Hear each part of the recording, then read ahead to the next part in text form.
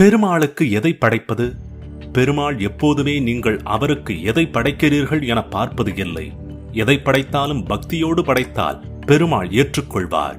கீதையில் கூட கண்ணன் இலை, மலர், பழம், நீர் முதலியவற்றை தூய பக்தியுடன் பலனை எதிர்பாராமல் அன்புள்ளத்துடன் எவன் அளிக்கின்றானோ அதை நான் அருந்துகிறேன் என்கிறார். ஆனாலும் மகாவிஷ்ணுவை நெல்லி வைத்து வழிபடுவது கூடுதல் சிறப்பாக புராணங்களில் விளக்கப்பட்டுள்ளது. நெல்லி மரம் இருக்கும் இடத்தில் மகாவிஷ்ணு திருமகளுடன் வாசம் செய்வதாக கூறப்படுகிறது. இதனால்தான் நெல்லி மரம் இருக்கும் வீட்டில் லட்சுமி கடாட்சம் இருப்பதாக சொல்லுவார்கள். நெல்லி இலைகளால் அர்ச்சனை செய்வதும் நெல்லிக்கனியை பிரசாதமாக வைப்பதும் விஷ்ணு பெருமாளுக்கு மகிழ்ச்சி அளிக்குமாம்.